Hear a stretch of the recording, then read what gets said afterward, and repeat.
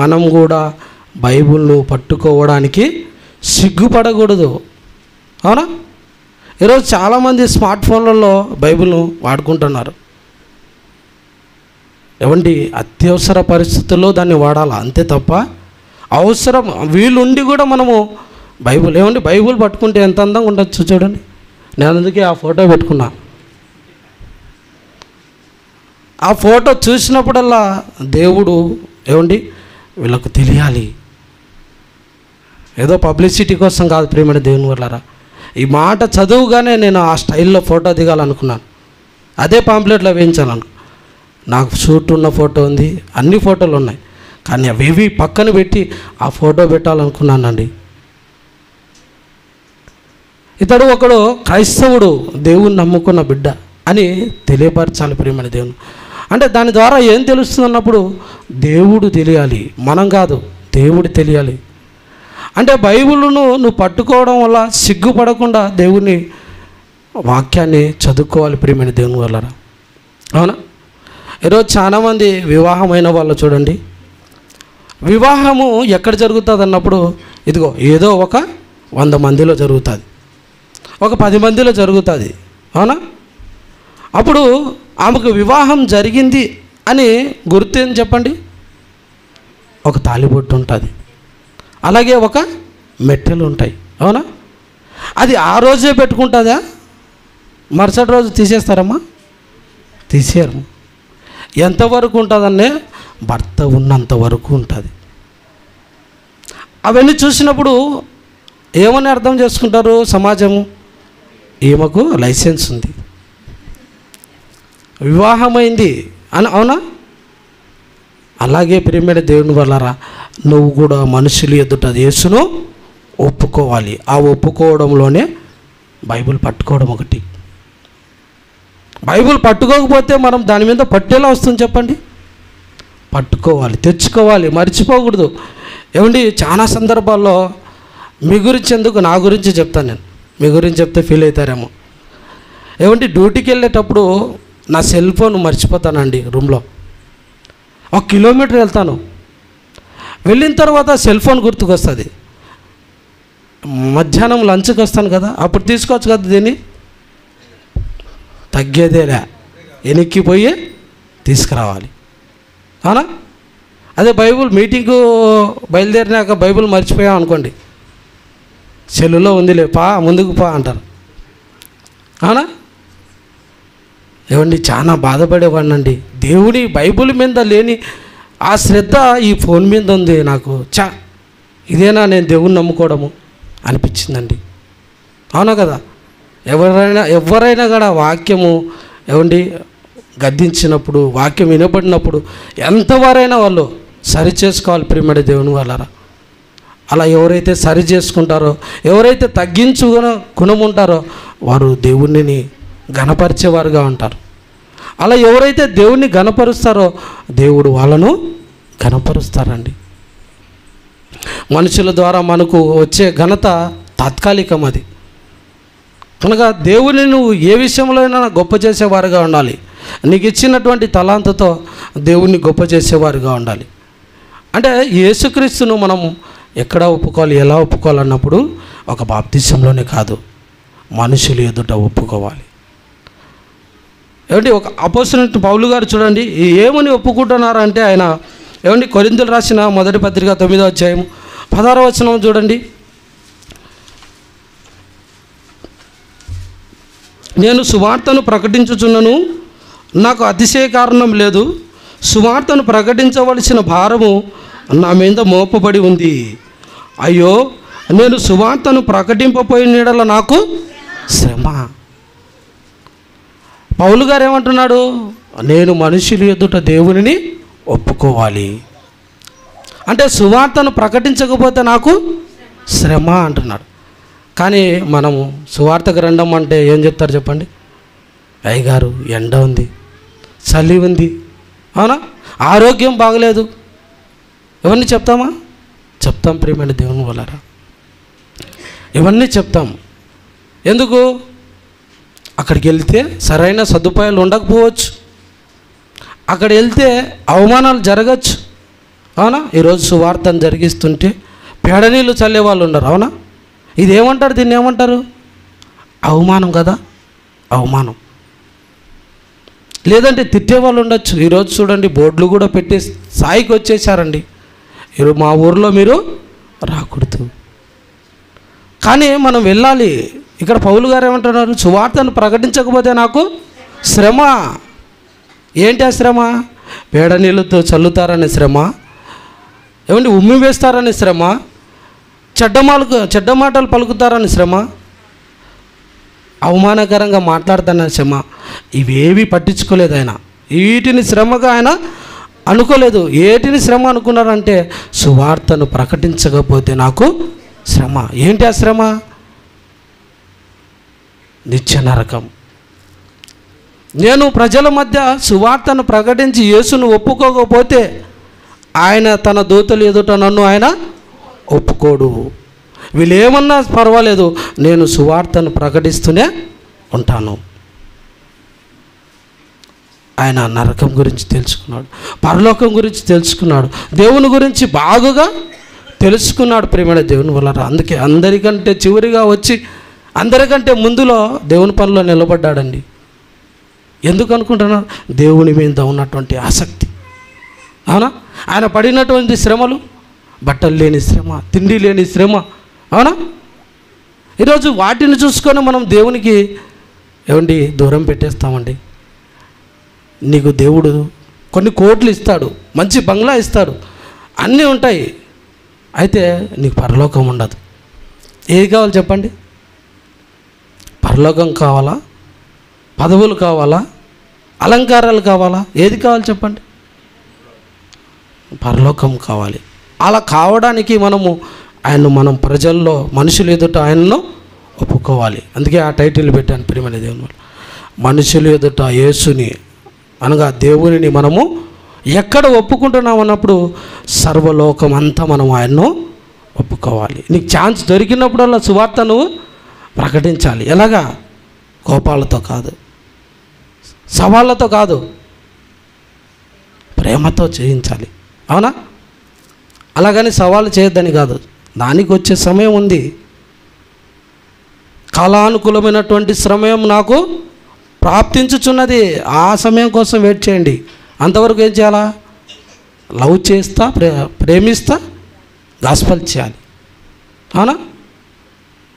ప్రేమించి చేయాలి. ప్రేమని దేవుని మనం అతనితో ఫ్రెండ్షిప్గా తయారు కావాలి ముందు. అప్పుడు మన ఫ్రెండ్ కనుక ఆయన మాట వింటాడు.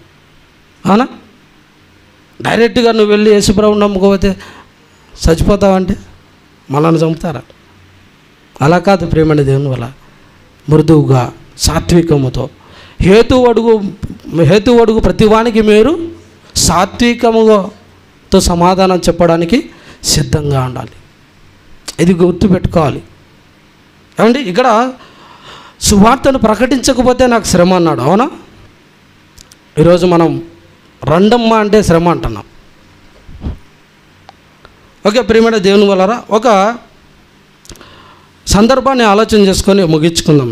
చాలా పెద్ద పాఠం ఇది. నేను ఒక్కరిని అనుకున్నాను, అన్నగారిని కూడా మళ్ళా మెయిన్ స్పీకర్గా పెట్టేశారు. ఓకే అండి, ఏదైనప్పటికీ కూడా ఈ సందర్భాన్ని చూసుకొని ముగించుకుందాం. యోహాను సువార్త 4వ అధ్యాయము. యోహాను సువార్త 4వ అధ్యాయము 29వ వచనం.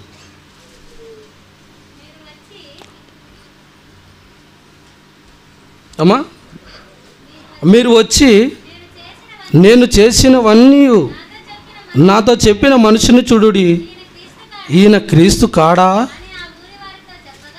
అని ఆ ఊరి వారితో చెప్పగా,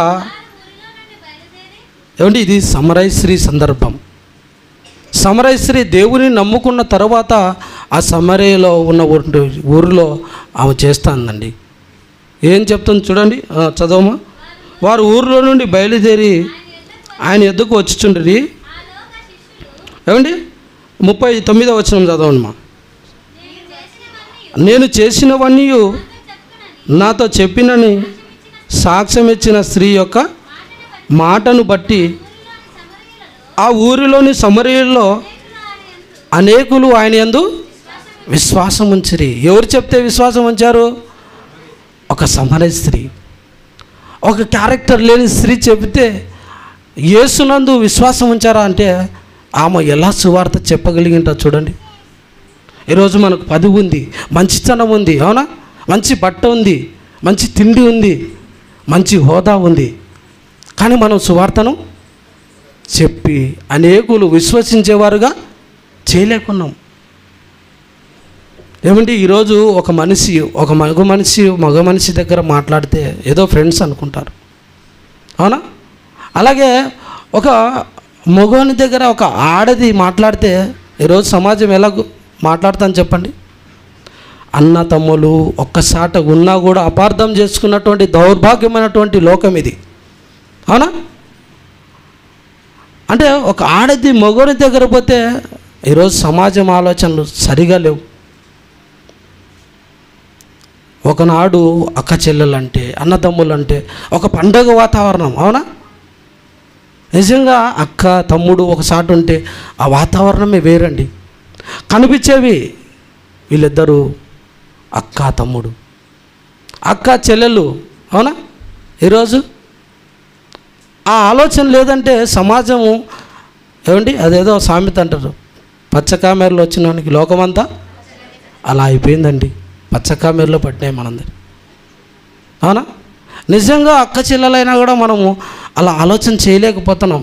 కారణం సమాజం అలా దిగజారిపోయింది, అలా అయిపోయింది. ప్రియమైన దేవుని వల్ల ఇక్కడ ఒక ఆడది కాదు, ఒక మగవాడు కాదు, ఒక సమరయ స్త్రీ, అవునా? ఒక సమరయ స్త్రీ అంటే క్యారెక్టర్ లేని ఆమె సువార్త తన ఊరిలో ఉన్న వారికి సువార్తను ప్రకటించి అనేకులు యేసుయందు విశ్వసించేవారుగా చేసిందంటే ఆమె సువార్త ఏం చెప్పండి? అంటే ఆమె ఏం చేసినట్టు? మనుషులు ఎదుట యేసును ఒప్పుకున్నది, ఒప్పింప చేసింది, విశ్వసించేటట్టుగా చేసింది. ప్రియమైన దేవుని వాళ్ళరా, ఈరోజు మనం కూడా దేవుని నమ్ముకున్నాం. నా ద్వారా ఎంతోమంది రక్షింపబడ్డాడు? నా ఫ్రెండ్లలో ఒక నలుగురైనా, నా బంధువుల్లో ఒక్కరైనా, అవునా? ఈ ఆలోచన మనం కలిగి ఉండాలి. మంచి నిర్ణయాన్ని తీసుకోండి. మనం నమ్ముకున్నందుకు దేవుని గురించి చెప్పడానికి సిద్ధంగా ఉండండి. ఏమండి, చాలా పెద్ద పాఠం ఇది, చెప్పడానికి సమయం లేదు. చివరిగా ఒక మంచి మాటను చూడండి. లూకా సువార్త 9వ అధ్యాయం 26వ వచనం చూడండి. నన్ను గూర్చి, నా మాటను గూర్చి సిగ్గుపడు వాడెవడో వాని గూర్చి మనిషి కుమారుడు తనకును తన తండ్రికిని పరిశుద్ధ దూతలకును